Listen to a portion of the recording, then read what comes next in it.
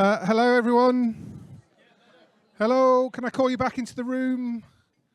Thank you. If you want to just start taking your seats, please, and we'll get on with the Q&A. Just before I do, can I just say thank you to everyone that's brought a stand today.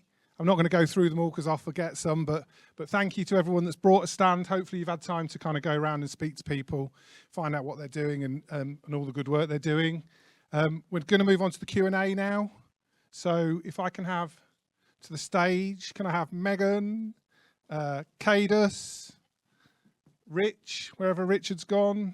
Is he behind that pillar? He is. Are you, Scott? That looked slightly reluctant. Unfortunately, everyone, I did say that Nathaniel would be here for the Q&A. Unfortunately, he's had to leave us, or is in the process of leaving us to get his train. So I have got some questions on Slido for him, which we will probably have to share with him afterwards, and we'll get him to respond to us, and then we'll send those round once we've had it. Some of them we might try and find if you guys might be able to answer some of them. So, okay, so we'll crack on, and if I get through these, I will then ask if there are any others.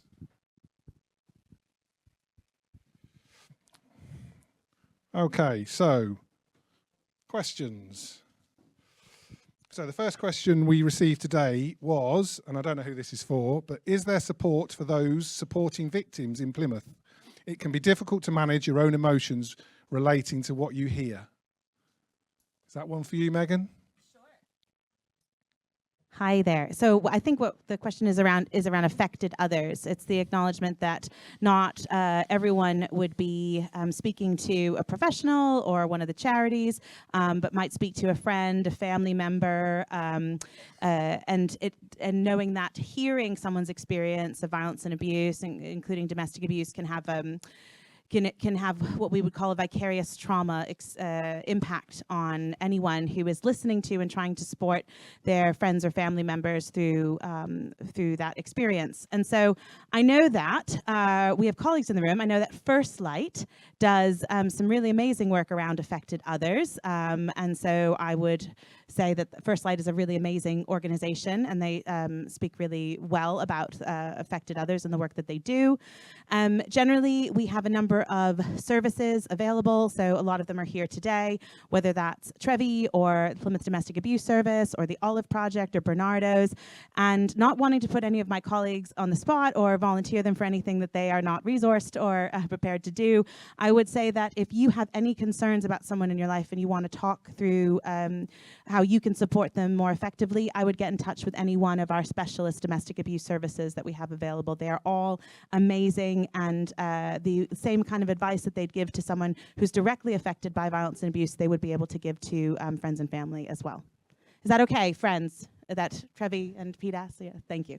Would anyone want to add anything to that? Okay. I think you said it all, Meghan. Unless you do want to add something. I just want to add one thing. It's if a lot of organisations have developed or trained mental health first aiders. So I think you're nodding there, right? So make sure your mental health first aiders are resourced, but also they've got, who cares for the carers? So how do you have a lead mental health first aider? Do you have a support forum? So if you're an organisation that trained the mental health first aiders and then walked away thinking that's that fixed, no, it's not, because you need to support those people in those roles. So if there's nothing there, create something. And if you don't know what that looks like, give me a shout and I'll talk about what we do. And that doesn't mean it's the panacea. It's just some ideas. Thank you, Scott. So the next question I will ask, to be honest, I am really shocked. I thought this conference with a name like Man Culture would have been for 100% men, i.e., aren't we preaching here to the converted? So I'll talk a little bit, probably from my own experience there and from experience hopefully on behalf of Man Culture. And I think, when we started this journey 2-3 years ago, we were really passionate about talking to men and boys about these issues, doing that alongside women, understanding their lived experience and making sure that we kind of had contacts with organisations like Trevi and others to kind of make sure we were on the same lines. I think our experience has been actually that if you can hold the space well, that actually is hopefully you've experienced today, hearing from people of all genders and having those open discussions together is really healthy. I think, as an organisation, Man Culture, would say that we still aspire to do even more work in what we would describe as male-dominated spaces. I look forward to the day that we work here at Plymouth Argyle and we're working with the fans groups and, maybe have a match that's kind of, dedicated around this agenda. But actually, we have to start somewhere.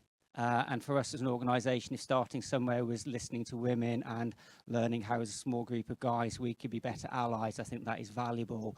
But what we're also learning is that kind of helping other men and boys begin to listen to the lived experience of women and girls is very powerful, we believe. And so, yes, perhaps we are preaching to the converted. You know that in your heart why you're here today. But what I would say is that each of us can take a little light out into the darkness of the world out there, and we can shine brightly into what is a really important agenda. Okay, so next question. I've lost it. There's one about being on the fence. Where was that? Does focusing on male responsibility of reducing violence against women and girls alienate men on the fence? If they feel they're not the focus, can this push further into misogyny? And that's for anyone that wants to try and take that. Okay. Oop. Just I'm gonna let everyone. I may ramble, because that question is a little bit. Yeah, do you want me to give you it again? Repeat that again, yeah, just so I can. So, does focusing on male responsibility of reducing violence against women and girls alienate men who might be on the fence? If they feel they're not the focus, can this push further into misogyny? Are we talking about on the fence of? Okay, we'll just say on the fence of getting involved in the conversation, yes. Right? One of the main ideas of man culture, again, is meeting men and boys where they are. So ultimately, it's men speaking to men and boys about these things that we should be speaking about openly, right? So I guess if anyone's on the fence, one thing that we always say to everyone is that this conversation, no one has the answers. Ultimately, what we are here to do is to create spaces where we can think of solutions and we can actually look and develop that empathy in order for us to move the conversation forward. So if there is anyone who may feel that we are kind of moving the focus away from boys, actually no, we're trying to bring the focus to everyone, because there's been a clear disconnect with a lot of men being involved in these conversations. And I think that if we start from a space of, we start from ground zero. When we first stepped into that room, actually literally around the corner, we kind of came in with our own ideas and our own thoughts and feelings and things that we thought we already knew, to kind of then learn that we didn't know anything at all, which is a beautiful thing, actually. It was a very humbling experience, which was lovely. And that's the reason why we started this. Well, one of the reasons why we started this was that we had to kind of get everyone involved in the conversation. People talk about the civil rights movement, for example. In America, it was actually led by black women, but everyone was involved in that conversation. Everyone was involved in that movement, right? So that's what we want to try to do. So whether you're on the fence or not, or anything that I say in regards to that, is this space is simply here for us to engage in it. And we'll just keep it there. Anyone else? Okay. Thank you. Keep the mic, Meg. Oh. So, how do I access the level 1 violence against women and girls training? Oh, I'm so glad you asked. It has only recently been available outside of Plymouth City Council. So it is on the Plymouth City Council website, but it is not the easiest to find. It will be easier to find once the Community Connections website is updated. Thanks to Kirsty Passmore, thank you so much, and Verity Meeson. But in the interim, please email either myself or Verity. It involves an email, and then I will send you the link to it, and you can send it out to your team. It is free. It takes about 30 minutes, and it's a really good starting point. So please just email me, Meghan with an h.field@plymouth.gov.uk, and we'll make sure you have that. And it won't take you long at all. So is that all right? And then it'll be on the website soon enough. Thanks, Meghan. Okay, sorry, I'm just scrolling through the questions. There's quite a few for Nathaniel that I'm not going to test the panel with.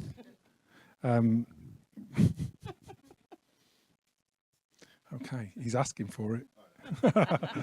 Kidding. Where are we? There's one about. Apologies. Are you going into schools to have these talks? If so, what ages are you targeting, and what sort of response are you getting from them? Can I just talk about the Healthy Relationships Alliance then? So, like I said this morning, way back at 10 o'clock, that we formed a Healthy Relationships Alliance. It's not ever complete. So if you're doing work in schools or communities and you'd like to be part of the Healthy Relationships Alliance, you're very welcome. We've brought together practitioners who are going into schools at varying levels, whether that's all the way from programs that we have in reception, all the way to primary and secondary school and colleges and universities. So the idea is that there are people going in to schools. There are a variety of really amazing professionals going into schools in Plymouth, but what there isn't is consistency. So every school has the legal responsibility to engage in some form of healthy relationships education, but the level of investment, the level of time, the level of investment in the people or the person who's heading that up, it's a specialist area of work, and each school differs. And so what we're trying to do across the city is raise the consistency so that every school gets a very similar approach. And even I think about Bernardo's in the domestic abuse pathway, they are getting trained in it's not called this, but I call it this, it's called Monkey Bob, which is a way of engaging with nursery-aged young people around healthy relationships and respect from the very earliest stages. So yes, it is happening. Is it consistent? No. But is that where the trajectory of where we're going? Absolutely. Yeah, okay. Nothing to add? No? Okay, thank you. This one's just a comment. I'm not sure there'll be anything to answer afterwards, but I'm going to read it out. Talking to large employers would be an automatic massive audience, and the trickling effect from each person into their homes and families is priceless. I'm not sure we don't disagree with that, do we? No? No, we don't disagree with that. And I think what we would say is that as an organisation, we are now ready to kind of begin that work in large organisations. So please, if you think you're on behalf of an organisation would like us to come in and work with your organisation, then just info@manculture.co.uk and you'll get an email from the lovely Ben who's going to wave at us from the back, and we will do what we can to facilitate that. Just remembering that, as we said this morning, we are a group of volunteers and we all have day jobs, but we're very passionate about this, and we hope to get more people involved that can deliver that training, those workshops too. Perfect, thank you. What community spaces are you currently working in, and where would you like to extend your reach?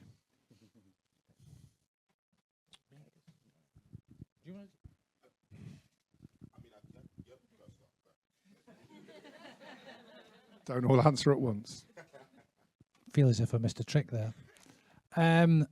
So what community spaces we're currently, I feel a bit like you, Megan, there. I'm so glad you asked, because that's part of the next steps. We are meeting every second Wednesday for a social in the, Tim, help me out. Where's Tim?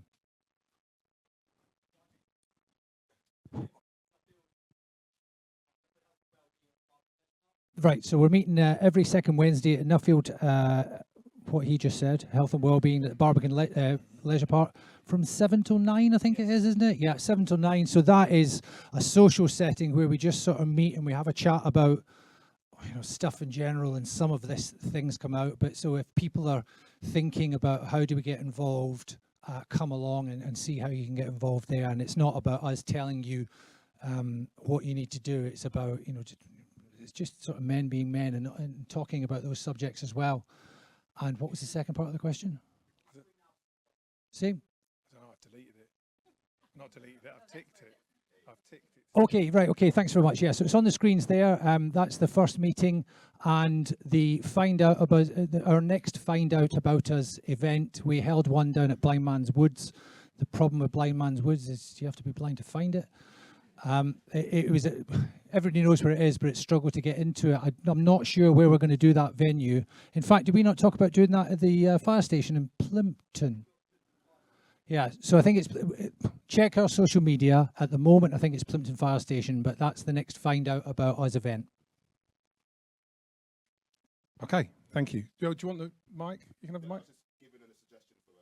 Okay, thank you. Oh yeah, absolutely. So if you can think of community space we could get involved in, please info@manculture.co.uk. We're dying to get into these spaces. Okay. Pro-choice ones. Is there going to be a Prevent conference looking at incel? I'm asking a panel that. Okay, so later in the year there will be a Prevent conference that will be specifically looking at incel as part of its program. Oh, okay. Okay, so yes, there will be, and if people are interested, then just watch this space. How can organisations, including the domestic abuse, sexual violence sector, help ensure that the man culture voice is amplified through more areas of the community and the wider city?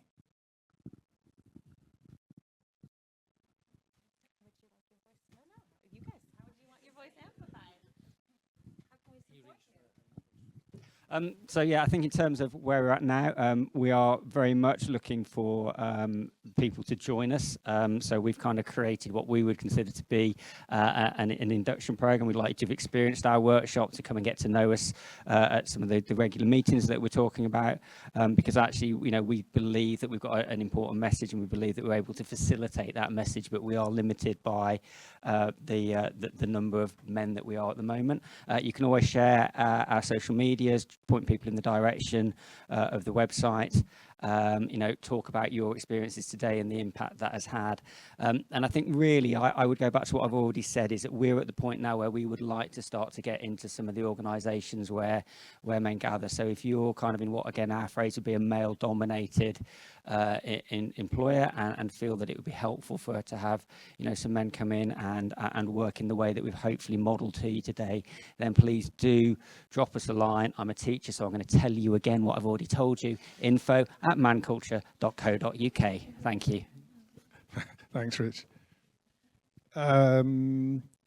Is there any work being done to support man culture within a prison environment? So what I will say on that one, we are in conversations with colleagues at Exeter Prison, and we've had some conversations with the probation service as well, but it's early days, so we'll say that, but let's see where that goes. Thank you. Okay, and I'm happy if anyone has any other questions that aren't on here. I'm happy to take hands as well while I continue going through. I'm going to fire. Does religion support, or is it partially to blame? I don't.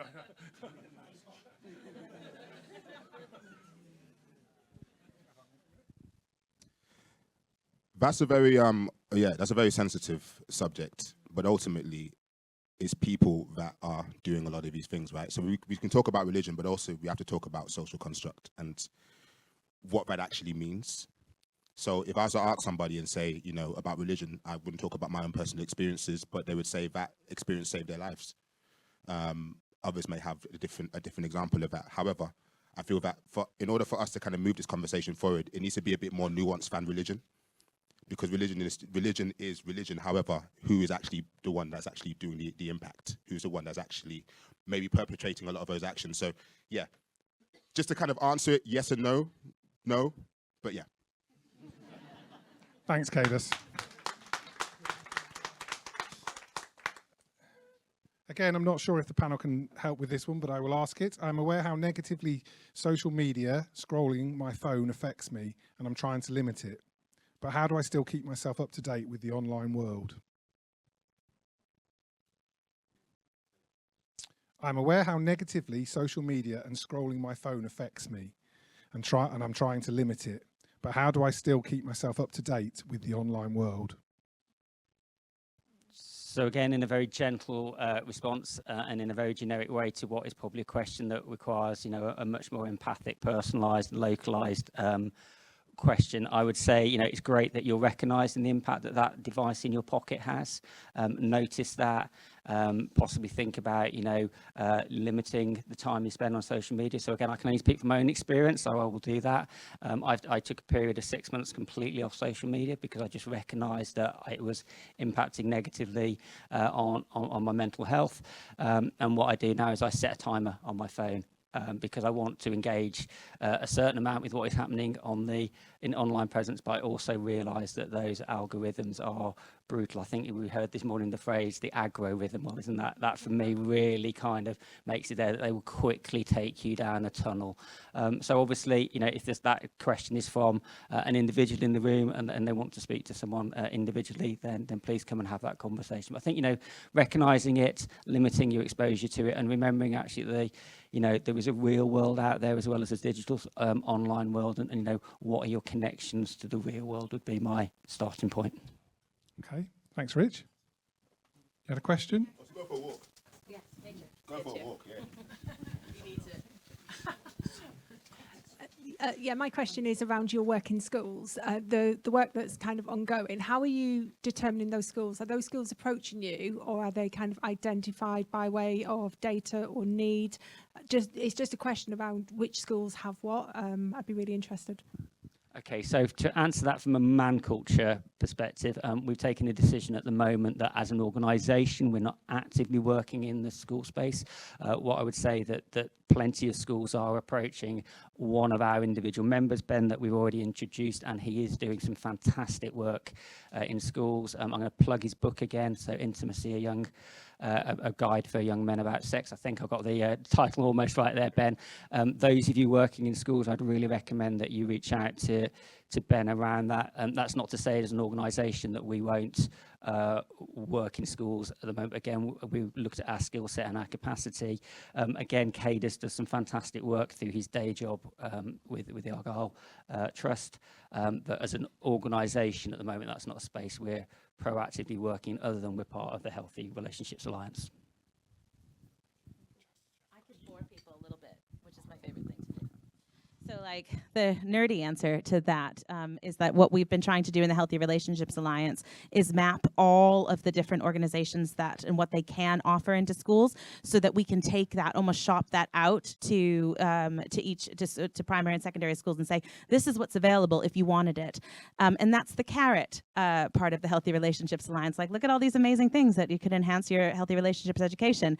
The other thing we can do is go into secondary schools with that public health data I mentioned this morning. So we have, on a school-by-school level, we can track year 8s and year 10s responses to 9 questions that have been asked again and again every 2 years around their experiences of healthy relationships. We can compare each secondary school's answers to the rest of the city, and we can basically take that information into schools and say, do you want to look at some of this with us? Because we can support you in it, and that's also a plan for the Healthy Relationships Alliance. That's more of the stick perspective. But that's the work, that's sort of like the strategic, that's the kind of nerdy strategic work that we do is really trying to maximize the resources that we have in the city and ensure that as many people, as many young people as possible have access to it if we can. I'll just add something now, wearing my other hat. So professionally, I'm Director of Safeguarding for a fairly large multi-academy trust in the Southwest.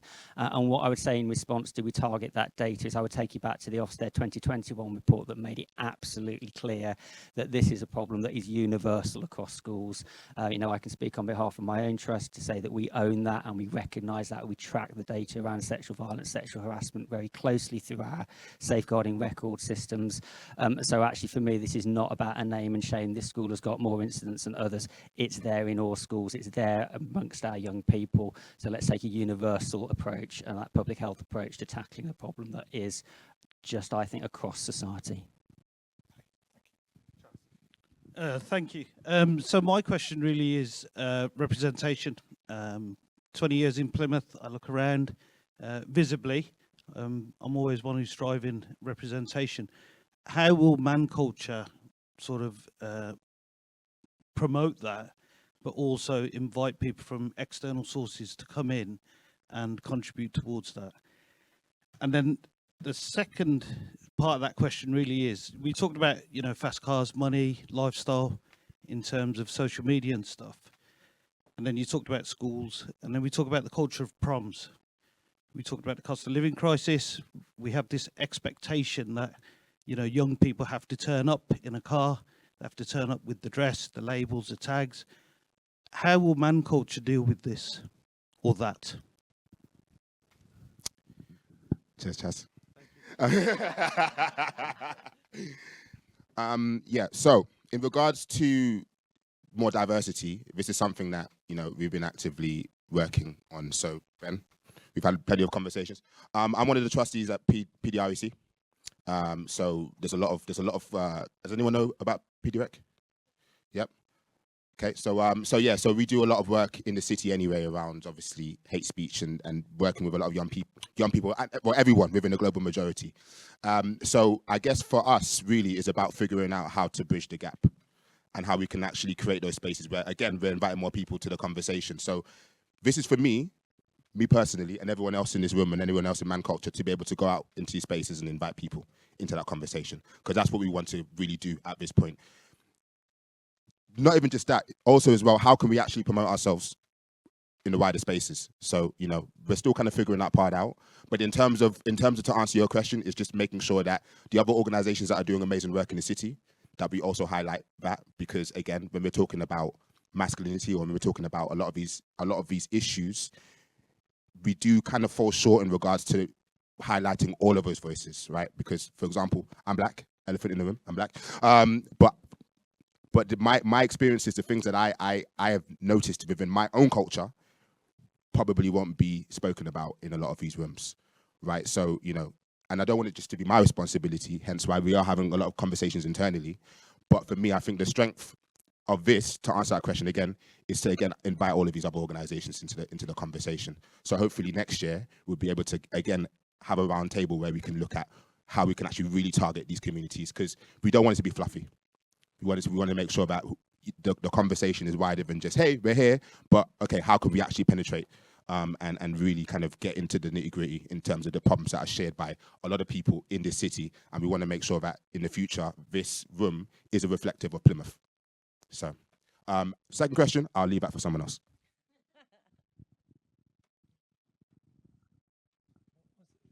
So my understanding of the second question was that how are man culture going to combat the culture of, you know, having to have the cars and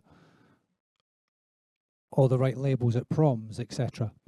I suppose my answer would be it's not our responsibility alone. It's our responsibility collectively in what is important. I think there's a thing that we always talk about is, and we've said it a few times today, we don't have the answers, but, you know, let's have the conversations about it. So if someone said, you know, I've got a 16-year-old daughter who's just gone through her prom, and I'm elephant in the room, I'm Scottish. The dress was more than I would pay for a dress, but then again, I look down at this one and I know how much this costs. So, but it's not a dress or a skirt. I think it's a wider conversation that we all need to be part of, and I think it's when we bring our values to that conversation to say, well, do you know what? It's not about, and this is really feels as if it's opening. I hesitate to use the saying "can of worms" because I'm not sure of its origin, but it certainly opens a wider context of what Nathaniel was talking about, which is, you know, how are women valued in society, how are men valued in society, and that is part of a conversation that we're all responsible for, and we shouldn't avoid them. I did my mindful listening, so I was really listening to what you're saying, and now I know I wanted to say something, so I'm just going to trust the words that come. Elephant in the room, I'm American. If we're all sharing now. I think one of the things that sits at the heart of so many conversations today, and certainly the workshop that we had, was meeting each other in our humanity and finding spaces for authentic expression. And I think what we're talking about is, when we're talking about gender, when we're talking about, you know, confines of gender, we're talking about conformity. We're talking about young people, older people, myself included, like finding the pressures to conform, to fit in, whether that's in an economic sense, whether that's in an appearance sense, like to fit in. And I think what ultimately part of that conversation that we all need to be having is finding routes and spaces and opportunities for our young people and for us to model being ourselves and not feeling the pressure to fit in. Like that's where, and I know, and I say that like having a 15-year-old son, I say that like feeling the weight of fitting in myself on a regular basis. I talked about it in the workshop, but like one of the ways that we can counteract the less helpful and the less healthy ways of interacting with one another is finding spaces to figure out who you are and to be yourself. Also, when we talk about sexism, when we talk about misogyny, it's really hard to leave out the ways that other oppressions and inequalities interact. So, you know, when we're talking about when my colleague, when Verity and I sit on the anti-racism task force for the city, we are bringing in the violence against women and girls perspective, and vice versa. And the one thing that we probably don't talk enough about is the interaction between misogyny, racism, and capitalism, and how those intersecting systems of oppression play out on our day-to-day lived experience from the time we're very young until the time we're very old. And so having these more nuanced conversations about how, how all of these systems affect us concurrently in our bodies in the same way is also something I think we need to be doing. But finding more places to be ourselves is really what I would like and welcome. So, yeah. Thanks, Meghan. Tom. Thank you. I'm representing an organisation called First Light, who worked in the city and across the region for the last 18 years, working with thousands of people of all ages around sexual violence. And I think what we are really excited about seeing with Man Culture, and we've been a long-term supporter, obviously, is that educate and prevent kind of messaging and getting into that space. But I wouldn't be me without setting a bit of a challenge as you move forward. And I think I need to speak, taking some of the threads from today and just expanding it out, that actually, this conversation, we've done a lot of focus around young people and the next generation, but we see day in, day out people, older persons, all ages coming to us who are experiencing these issues. And actually the battle is not just going to be won by going after the new generation, albeit very important work, and actually with social media, but we are dealing with inherent problems that affect all people of all ages across our city in ways that some people don't even understand that a crime has been committed to them because of the generational lack of knowledge and awareness and the power structures they've been operating in. And to be truly effective, and I think to just expand the other point, it's not just about representation of different backgrounds, different ethnicities, it's around different ages and understanding how that intersectionality is really important in this battle. And I know it's a challenge you can rise to, I know you're aware of it, but I wouldn't be me if I didn't stand up here and say it and speak that truth. Thank you. Yeah, I agree. Yeah, okay, good. 100%. Okay, so just while I'm walking around the room, thank you. I'm going to say some of these conversations we've been having for over 30 years. And I remember when I was first running a mother and toddler group, what got me into community work, we were having a conversation about domestic violence.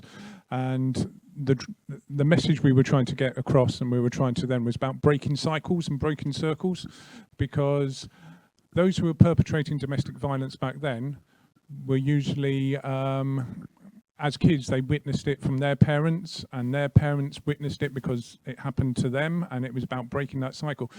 And we've had a lot of statistics about what's happening now.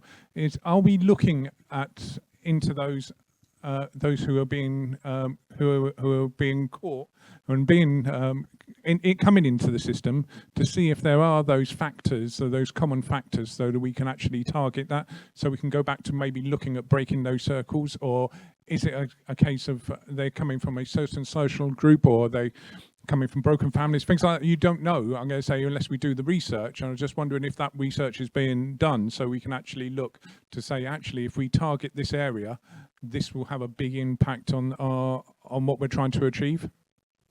Okay, so admittedly, information around people causing harm or perpetrators is like data is more limited than we'd like. It's one of the reasons why when we intersect like two of our priorities as a city, like in terms of tackling or addressing people causing harm, and then also looking at impact and what, like, how do we make a difference? Like, we're really looking at over the next 18 to 24 months how those two areas of our strategy are going to intersect. One of the ways that we can do that is through the MARAC, the Multi-Agency Risk Assessment Conference, and the MATAC, and the work of AHIMSA, who are here today.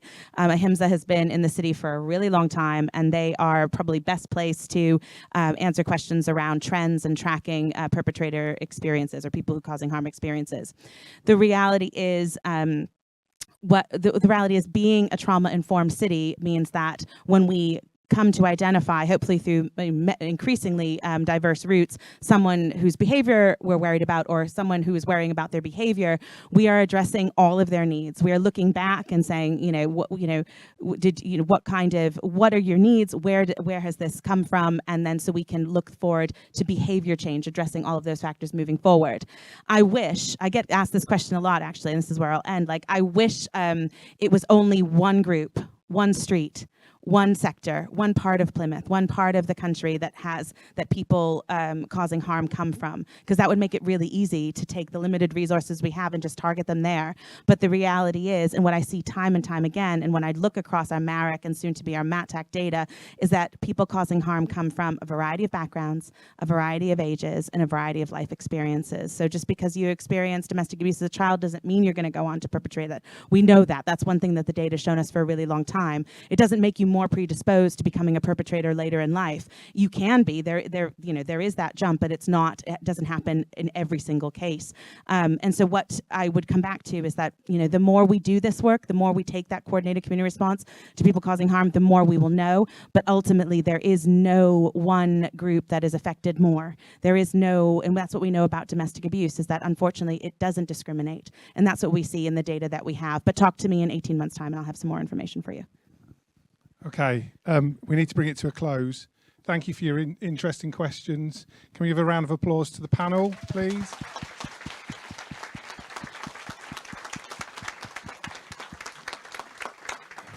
The QR code has changed again. It's now Slido again, but for your post feedback. So please complete it before you leave.